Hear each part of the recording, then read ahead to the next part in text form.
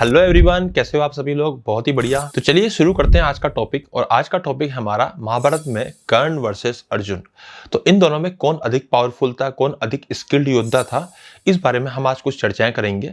देखिए, ये टॉपिक इतना खतरनाक है ना कि इसके ऊपर बहुत सारे लोग हैं ना, कुछ अपनी धारणाएं बना के बैठे हुए हैं। कुछ लोगों को लगता है, जो लोग टीवी सीरियल्स बहुत ज्यादा देखते हैं, कि उनको लगता है कि यार कर्ण ही बहुत ज्यादा शक्तिशाली था या फिर कर्ण ही बहुत ज्यादा पावरफुल था। और इवन बहुत सारे रील्स भी ऐसी बनती है। कुछ लोग जो अर्जुन को ज्यादा पावरफुल मानते हैं, वो लोग कुछ सुनने को ही तैयार नहीं है कि कर्ण ज्यादा पावरफुल था। वो एक तरफा अपनी मानसिकता बना के बैठे हुए हैं। तो चलिए आज के इस वीडियो में हम डिस्कस करने वाले हैं कि महाभारत में ऐसे कुछ वर्णन है जहां पर आप ये समझेंगे कि इन दोनों में से कौन अधिक स्किल्ड था, कौन अधिक पावरफुल था। मैं अपनी तरफ से कुछ नहीं बोल रहा हूं, मैं अपनी तरफ से भी आपको वो इंसिडेंट्स बताऊंगा, इंसिडेंट सुनाऊंगा, जहां से आप खुद समझेंगे कि कौन अधिक स्किल्ड था। तो पहला इंसिडेंट है, जब ये सारे राजकुमार छोटे थे और कर्ण भी जब छोटे थे, तो ये सब लोग गुरु द्रोणाचार्य के पास शिक्षा ले रहे थे। अब आप कहोगे कि कर्ण तो गुरु द्रोण का शिष्य था ही नहीं। ऐसा नहीं है। कर्ण जो था ना, वो गुरु द्रोण का भी शिष्य था और कर्ण बाद में परशुराम का भी शिष्य बना था। तो कर्ण जो था ना, वो शुरू में गुरु द्रोण का ही शिष्य था और उनके साथ में ही शिक्षा ले रहा था। देखिए, पहले मैं डिस्क्लेमर बता दूं आपको कि यहाँ पे टीवी सीरियल्स क्या दिखाते हैं, मैं उसके ऊपर कोई डिस्कस नहीं करूंगा। मैं आपके सामने वो डिस्कस करने जा रहा हूँ जो महाभारत में लिखा हुआ है, जो महाभारत के अंदर जिसका वर्णन है। तो जब ये लोग छोटे थे ना, तब अर्जुन बहुत ज्यादा प्रैक्टिस किया करता था। उसकी स्किल सेट इतनी अच्छी हो गई थी ना कि उससे बाकी सब ये जितने भी वॉरियर्स थे वो जेलस फील करने लग गए थे। और इस जेलसी की वजह से बहुत अर्ली स्टेज में ही कर्ण गुरु द्रोण के पास जाते हैं और उनको जाके बोलते हैं कि उनको दिव्यास्त्र और ब्रह्मास्त्र चाहिए। तो गुरु द्रोण इस चीज के लिए डिनाई कर देते हैं और जैसे ही वो डिनाई करते हैं ना, तो कर्ण को ये चीज बिल्कुल भी अच्छी नहीं लगती और वो वहां से गुरुकुल को छोड़ देते हैं और फिर नए गुरु की तलाश में निकल जाते हैं, क्योंकि कहीं ना कहीं उनको अपने आप को सुपीरियर फील कराना था अर्जुन से। अब आप खुद सोचिए यार, कोई भी व्यक्ति खुद को सुपीरियर कब फील कराएगा? बड़े अस्त्र, बड़े ब्रह्मास्त्र लेके खुद को सुपीरियर कब फील कराएगा? जब उसके पास जो करंट सिचुएशन चल रही है, करंट चीजें जो चल रही है, उसके अंदर वो सुपीरियर खुद को फील नहीं करा पा रहा हो। तो यहाँ पे बहुत स्पष्ट वर्णन है कि कर्ण जो था ना, वो अर्जुन से जेलस फील करके ब्रह्मास्त्र और अलग अलग प्रकार के अस्त्र चाहता था गुरु द्रोणाचार्य से। तो चलिए अब सेकंड इंसिडेंट की बात करते हैं। तो सेकंड इंसिडेंट में आप सोचिए कि एक द्रुपद नाम का राजा था, उनसे ये सबके सब कौरव, 100 कौरव और एक कर्ण, 101 लोग युद्ध करने गए। और ये युद्ध करने जाते हैं, वहां पे राजा द्रुपद और उसकी सेना से हार जाते हैं। राजा द्रुपद और उसकी सेना बहुत पावरफुल सेना थी उस जमाने की, और ऑब्वियसली क्योंकि 100 ही लोग थे, 101 ही लोग थे, फिर भी ये हार जाते हैं। अब सोचिए, इसके अंदर कर्ण भी था, जिसको टीवी सीरियल्स बहुत ज्यादा मतलब पावरफुल और ब्रह्मांड में सबसे ज्यादा पावरफुल टाइप का योद्धा दिखा देते हैं, पर उस युद्ध में कर्ण भी था और उसमें भी ये लोग हार जाते हैं। फिर फाइनली उसी द्रुपद से, उसी की सेना के साथ में युद्ध करने आते हैं सिर्फ 5 पांडव, एक अर्जुन और 4 बाकी पांडव। और ये 5 पांडव मिलके ना, और द्रुपद से उस युद्ध में जीत जाते हैं। तो यहां से भी आपको सेकंड हिंट मिलती है कि कर्ण और अर्जुन में से कौन ज्यादा स्किल्ड योद्धा था, कौन ज्यादा पावरफुल योद्धा था। अब हम तीसरी बात करते हैं। जो 5 पांडव थे ना, इन 5 पांडवों में सबसे पावरफुल, सबसे स्किल्ड योद्धा जो था ना, वो अर्जुन था। भीम शक्तिशाली था, मतलब वो ऐसे पावरफुल था, उसमें बल बहुत ज्यादा था। उसकी जो गदा स्किल्ड थी ना, गदा युद्ध की जो स्किल्ड थी, वो बहुत अच्छी थी। परंतु वो धनुर्विद्या में या फिर बाकी सब जो जितने भी पांडव थे ना, वो धनुर्विद्या में अर्जुन जितने स्किल्ड नहीं थे। अब आप सोचिए, भीम ने कर्ण को ही युद्ध में कई बार हरा दिया, महाभारत के युद्ध में हरा दिया उसने उसको, जब ये लोग दिग्विजय यात्रा पे निकले तब हरा दिया। तो अगर भीम ही कर्ण को हरा देगा, तो अर्जुन तो भीम से बहुत ज्यादा पावरफुल था। तो आप सोचिए कि अर्जुन किस लेवल का योद्धा होगा। मैं आपको एक और एग्जांपल बताता हूं। एक एग्जांपल है सात्यकी। तो सात्यकी द्वारका से बिलोंग करता था और सात्यकी बहुत ही ज्यादा स्किल्ड योद्धा था। परंतु सात्यकी की एक बहुत खास बात क्या थी, और सात्यकी अर्जुन का शिष्य भी था। अब ऑब्वियसली वो अर्जुन से अधिक स्किल्ड तो नहीं था, और वो अर्जुन को अपना गुरु मानता था और अर्जुन से ही बहुत सारी चीजें सीखा करता था। उस सात्यकी ने भी कर्ण को युद्ध में हरा दिया था, महाभारत के युद्ध में उसको हरा दिया था। तो कहीं ना कहीं आप सोचिए कि अर्जुन का जो शिष्य था ना, उसने कर्ण को हरा दिया। अर्जुन के भाई ने, जो अर्जुन से कम स्किल्ड है, उसने भी कर्ण को हरा दिया। और अब आता है अर्जुन का बेटा। अर्जुन का बेटा था अभिमन्यु।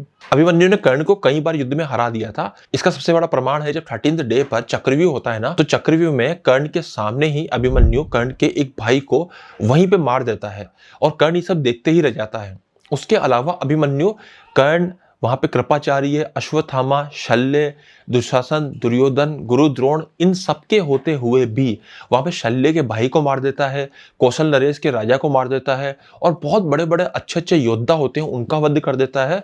और सबसे बड़ी बात, कर्ण के और दुर्योधन के और दुशासन के होते हुए उन्हीं के सामने वो दुर्योधन के बेटे, दुर्योधन का जो बेटा था ना राजकुमार लक्ष्मण, उसका भी वध कर देता है। तो आप सोचिए कि वहीं पर कर्ण था, वहीं पर गुरु द्रोण थे, वहीं पर बाकी सभी योद्धा थे, उन सबके सामने भी अभिमन्यु ने इतने इंपॉर्टेंट लोगों का वध कर दिया। कर्ण के भाई का वध कर दिया, शल्य के भाई का वध कर दिया, और दुर्योधन के बेटे लक्ष्मण का वध कर दिया। और उसके बावजूद भी कर्ण अभिमन्यु को अकेले नहीं मार पा रहा था। फिर फाइनली लोग प्लान बनाते हैं और सारे एक साथ अटैक करके अभिमन्यु का रथ तोड़ देते हैं, और उसके बाद अभिमन्यु को ये लोग धीरे धीरे करके मारते हैं। तो आप एक चीज समझिए कि जहां पर अभिमन्यु जैसे योद्धा के सामने भी कर्ण के भाई को अभिमन्यु ने मार दिया, अब आप सोचिए कि अभिमन्यु जैसे योद्धा के सामने भी कर्ण टिक नहीं पा रहा था, उसका भाई टिक नहीं पाया। अब आप सोचिए कि अर्जुन किस लेवल का होगा। अर्जुन तो अभिमन्यु का भी पिताजी था। और हम बात करते हैं कुछ कुछ और इंसिडेंट्स के ऊपर। तो एक और इंसिडेंट मैं आपको बताता हूं जो रियल महाभारत से ही बिलोंग करता है, गंधर्व युद्ध। गंधर्व युद्ध जो था ना, उसके अंदर दुर्योधन का, दुशासन का, कर्ण का और कौरवों की सेना की टुकड़ी का युद्ध होता है गंधर्वों से। और उस युद्ध में जो कर्ण है ना, वो भाग जाता है दुशासन के साथ में, और दुर्योधन को वहां पे बंदी बना लिया जाता है। और दुर्योधन के बंदी बनाए जाने के बाद दुर्योधन के जो मेन अंगरक्षक थे ना, जो उनके मेन बॉडीगार्ड होते थे, वो फटाफट भाग के जाते हैं पांडवों के पास में, और वो पांडवों से रिक्वेस्ट करते हैं कि गंधर्वों से दुर्योधन को छुड़ाया जाए।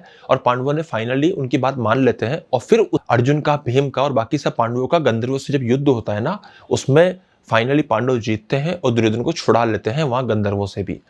तो ये एक और एग्जाम्पल आपके सामने आया है। अब मैं आपको एक और घटना बताता हूं महाभारत की। जब घटोत्कच का कर्ण के साथ युद्ध हुआ था ना, तो कर्ण के साथ उसका बहुत खतरनाक युद्ध हुआ था। जिस तरह से टीवी में दिखाते हैं ना, उससे तो बहुत ज्यादा डेंजरस युद्ध था वो। इतना भयंकर था ना वो, इतना ज्यादा डेंजरस था वो युद्ध। उसको देखने के लिए देवता, गंधर्व, राक्षस, अलग अलग प्रकार के सभी लोग वहां पे आ गए थे, क्योंकि इतना जबरदस्त लेवल का युद्ध चल रहा था। उस युद्ध में घटोत्कच के ऊपर अगर कर्ण अपनी वो शक्ति का इस्तेमाल नहीं करता, उपयोग नहीं करता, तो उस युद्ध का परिणाम कुछ और ही हो सकता था उस दिन। इतना जबरदस्त लेवल का वो युद्ध चल रहा था। अब यहाँ पे बात होती है कर्ण का घटोत्कच के साथ युद्ध हुआ, ऐसे ही अर्जुन का भी बड़े खतरनाक राक्षसों के साथ में युद्ध हुआ था, और इनका नाम था निवात कवच। जो निवात कवच नाम के राक्षस थे ना, जब अर्जुन अपने स्वर्ग यात्रा पे गया था इंद्र से दिव्यास्त्र लेने के लिए, तब उसका निवात कवच नाम के राक्षसों से बहुत भयंकर युद्ध होता है, और उन सारे राक्षसों को अर्जुन उस समय अकेला ही मार देता है। तो अब आप सोचिए कि अर्जुन की स्किल लेवल क्या होगी, उसका जो फोकस लेवल है, उसका डिटर्मिनेशन किस लेवल का होगा। यार ऐसी थोड़ी ना आज की तारीख में इंडियन आर्मी के अंदर भी अर्जुन नाम का शब्द का यूज करते हैं। हम इतने अर्जुन के नाम पे इतने सारी चीजें वॉरियर्स के रूप में देखी जाती है। ये जो टीवी सीरियल्स ने जो गंदगी मचाई है ना, जो टीवी सीरियल्स ने जो ब्रेन वॉशिंग चालू करी है, इसके पीछे तो बहुत बड़ा प्रोपेगेंडा है। ये तो मैं आपको कभी किसी दूसरे वीडियो में समझाऊंगा। परंतु आप समझिए कि अर्जुन जो था ना, वो बहुत ही ज्यादा स्किल्ड योद्धा था। पर इसका मतलब ये नहीं कि कर्ण बिल्कुल भी कम स्किल्ड योद्धा था, नहीं, कर्ण भी बहुत स्किल्ड योद्धा था। और अर्जुन और कर्ण का जब डायरेक्ट युद्ध हुआ था ना, डायरेक्ट जब उनका युद्ध हुआ था, उस युद्ध के अंदर हम किसी भी मोमेंट पे ये नहीं कह सकते थे कि कौन इनमें से ज्यादा पावरफुल है, कौन इनमें से जीतने वाला है। परंतु अंत में जीत अर्जुन की ही होती है। अब कई लोग इसमें कह देते हैं कि अर्जुन के पास श्री कृष्ण थे, कर्ण के पास तो दिव्या, उसके कवच कुंडल भी छीन लिए गए थे। देखिए कवच कुंडल जो थे ना, उसको गिफ्ट के रूप में उनके पिताजी से मिले थे। तो उन कवच कुंडलों का तो कोई काम ही नहीं था, क्योंकि उन कवच कुंडल के साथ तो युद्ध होने का कोई बराबरी ही नहीं थी। मतलब अगर बराबर युद्ध होगा और कवच कुंडल होंगे तो एक तरफ की जो टीम होगी उसका तो कोई मुकाबला ही नहीं है, क्योंकि वो कवच कुंडल तो इतने ज्यादा उस टाइप के थे कि उसको कोई अस्त्र शस्त्र भेद ही नहीं सकता था। परंतु फिर अगर हम ऐसे बात कर ले तो फिर अर्जुन के पास पाशुपतास्त्र था। पाशुपतास्त्र से तो वो पूरी की पूरी सेना को ही खत्म कर सकता था एक बार में ही। तो जहां पे इस लेवल के डिवाइन वेपन्स आ जाते हैं ना, इस लेवल के इतने बड़े लेवल के वेपन्स जहां पे आ जाते हैं ना, वहां पे वॉरियर स्किल्स की काम खत्म हो जाता है। तो अगर हम बात करें सिर्फ वॉरियर स्किल्स की, वॉरियर स्किल्स में कौन कितना पावरफुल था, वॉरियर स्किल्स में कौन कितना खतरनाक था। हाँ, लेकिन एक बात है, इन सब चीजों के बावजूद भी, इन सब चीजों के होने के बाद भी कर्ण का भी वध करना इतना आसान नहीं था। कर्ण का वध करने के लिए भी जब कर्ण के हाथ से धनुष छूटा ना, उसी समय ही कर्ण का वध करना पॉसिबल हो पाया अर्जुन के लिए भी। तो कहीं ना कहीं कर्ण भी एक बहुत पावरफुल योद्धा था, अर्जुन भी एक बहुत नेक्स्ट लेवल पावरफुल योद्धा था। परंतु अगर हम दोनों का कंपैरिजन करते हैं तो जिस प्रकार से टीवी सीरियल्स इनका कंपैरिजन दिखाते हैं और जिस प्रकार से टीवी सीरियल्स दिखाते हैं कि कर्ण ही सब कुछ था और बाकी सब कुछ भी नहीं थे, ये तो बिल्कुल गलत प्रोपेगेंडा टीवी सीरियल्स आपके सामने शेयर कर रहे हैं। मेरा इन वीडियोस को बनाने का पर्पस सिंपल सा इतना सा है कि आपको सही नॉलेज महाभारत की सिखाई जाए, सही नॉलेज बताई जाए, ताकि हम एंशिएंट नॉलेज को जो आज के प्रॉब्लम्स में यूज करें तो कम से कम पहले हमें ये तो पता हो कि एग्जैक्टली नॉलेज थी क्या। ये नहीं कि हमने टीवी सीरियल्स में देखा है और उसके बेसिस पे हमने अपने नॉलेज का एक बेसिस बना लिया है, एक हमने स्ट्रक्चर तैयार कर लिया है कि यार ऐसे ऐसे हमारे पूर्वजों ने किया है। हमें एग्जैक्ट बातें पता होनी चाहिए कि एग्जैक्टली महाभारत में था क्या, ताकि उसी के बेसिस पे हम चीजों को सही प्रकार से सही रूप में एनालाइज कर पाए। तो चलिए मिलते हैं नेक्स्ट वीडियो के अंदर, तब तक के लिए धन्यवाद।